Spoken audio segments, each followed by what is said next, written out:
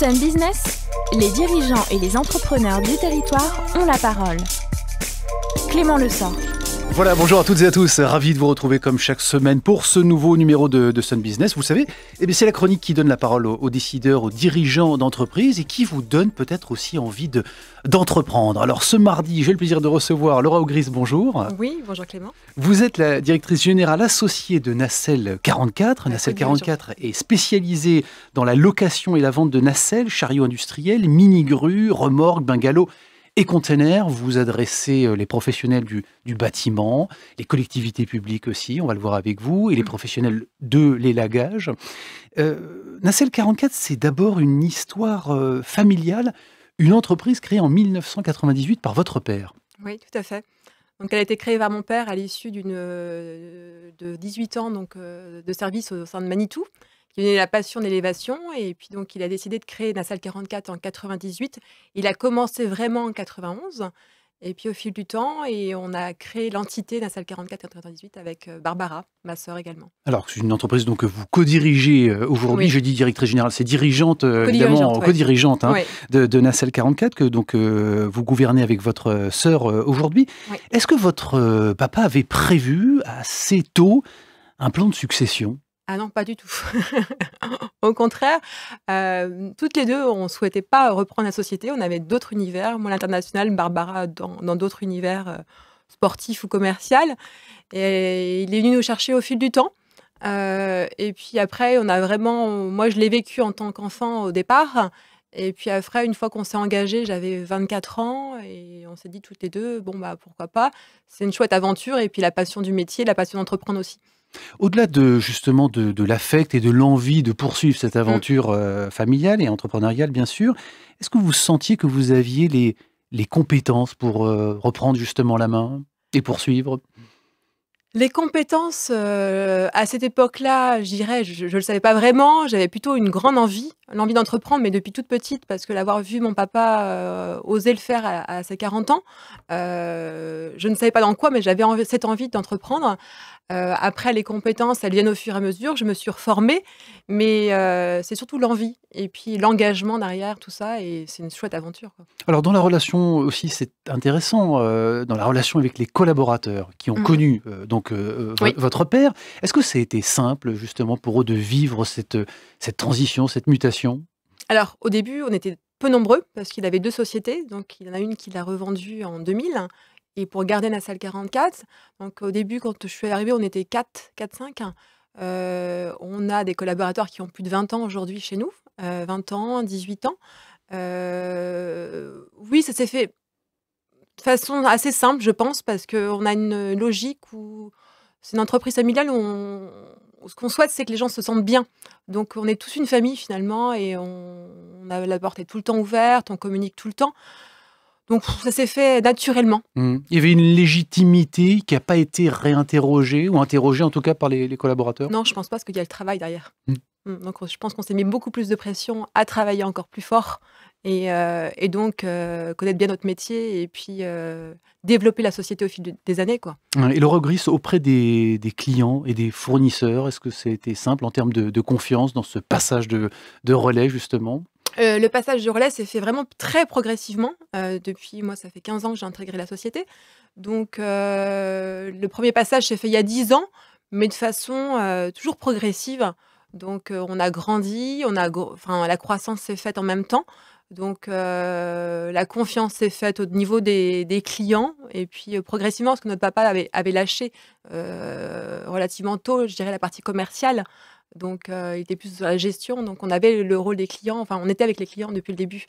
D'un point de vue technique, dans quelles conditions ça s'est fait ? Je pense notamment sur les sujets juridiques et financiers. Vous avez été bien accompagné pour réussir cette transmission ?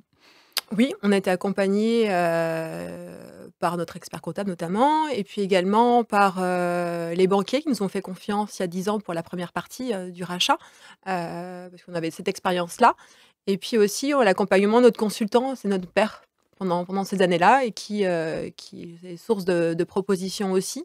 Et donc, tout se passe bien comme ça. C'est important justement d'être accompagné par des professionnels, des tiers, des experts, pour sortir justement de la dimension uniquement affecte? Oui, alors ça, on a fait effectivement, il y a à peu près maintenant 3-4 ans, on sort un petit peu de l'entreprise familiale au sens où on travaillait à 3.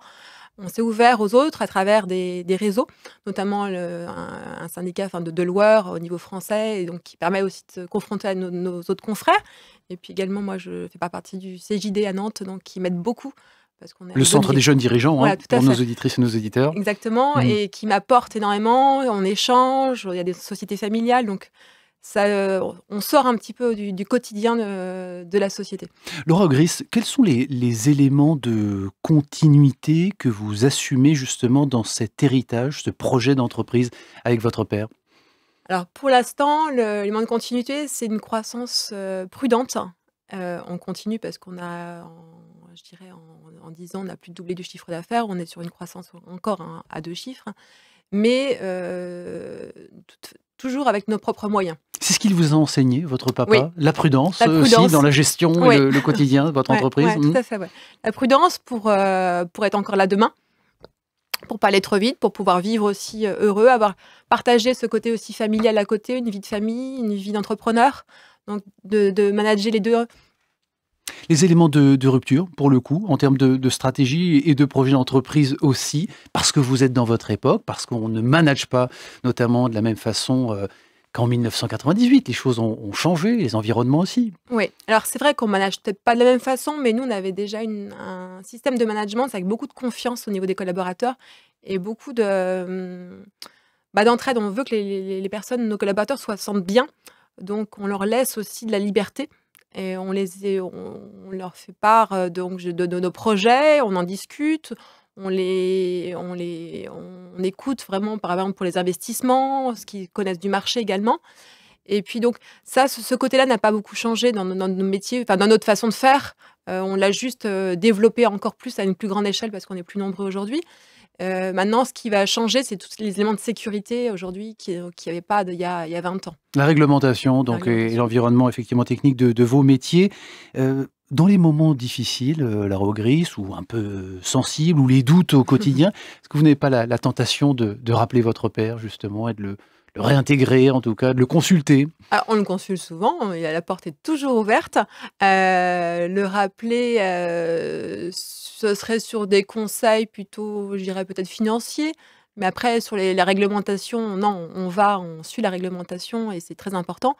Le management, c'est nos équipes aujourd'hui, donc là, ça, c'est pareil, on le suit. Non, c'est le côté la chance qu'il a aujourd'hui, c'est de pouvoir être quand même à notre côté malgré tout. Il n'avait pas coupé le cordon, donc voilà. Mais nous, on est contents. Vous dirigez cette entreprise, on l'a dit, avec votre sœur. Pareil, c'est une histoire un peu singulière, un peu particulière. Est-ce que c'est tous les jours facile de diriger une boîte à deux et en famille? Alors à deux, là, ça va être vraiment, je dirais, on va vraiment la diriger à deux à partir de maintenant parce qu'il est complètement sorti du capital. Mais ça se passe plutôt très très bien parce qu'on est très complémentaires. On a aussi une différence d'âge, un respect, puis une entraide, quoi. Vous répartissez justement les missions comment? Alors vous venez à la radio et puis elle comment ça fonctionne? On fait les deux. Barbara aussi a d'autres activités, je dirais, en dehors de l'entreprise, où elle s'engage sur d'autres missions. Et puis après, au niveau nous, au sein de l'équipe, on est aussi une activité location, une activité vente. Donc moi, je m'occupe plus de la partie location. Barbara, la vente. Et la gestion, on est en train de se répartir progressivement les rôles également. Sur la question du recrutement, on sait que évidemment c'est une question sensible. Est-ce que vous recherchez des profils particuliers sur des opérateurs, des conducteurs, des mécaniciens, notamment? Est-ce que vous avez du mal à recruter comme beaucoup d'entreprises aujourd'hui sur le territoire? C'est terrible, ouais. On a énormément de mal à recruter. On a toujours des postes à pourvoir au niveau technicien parce que la société évolue. C'est pas par des départs, c'est aussi pour l'augmentation de nos ateliers. On a fait aussi évoluer en interne des personnes, donc ça c'est des belles aventures. On a un préparateur de parc qui est passé chauffeur, qui est maintenant aujourd'hui commercial, donc c'est des belles évolutions, ou un technicien qui est devenu responsable technique. Donc ça, même si on est une petite société, comme on est en croissance, on continue à faire évoluer nos équipes, et c'est l'intérêt, parce qu'ils ont envie d'évoluer, et puis nous on a envie de les garder. Et après aujourd'hui, on essaye d'attirer d'autres techniciens, notamment c'est là aujourd'hui où ça pêche un peu plus. Parce que ici, je dirais les gens nos collaborateurs, ce ne sont pas des numéros, quoi. Il y a vraiment un rôle de chacun et ce qui leur plaît en général. Et bon, il y a toujours la peur peut-être de venir dans une petite structure, la peur qu'elle soit fragile, mais pas du tout, quoi. Le message est passé pour celles et ceux qui veulent rejoindre Nacelle 44. Laura Augris, merci d'avoir accepté notre invitation. Merci d'avoir été dans nos studios. J'en profite pour vous préciser évidemment que vous pouvez retrouver cette chronique sur les players de la radio et l'application mySun que vous avez forcément téléchargée. J'en profite également pour vous dire que la semaine prochaine, j'aurai le plaisir de recevoir Jérôme Poulain. Il est fondateur et dirigeant de M-Stream. C'est une agence de production audiovisuelle et événementielle. Merci pour votre fidélité à l'écoute du son unique, bien entendu.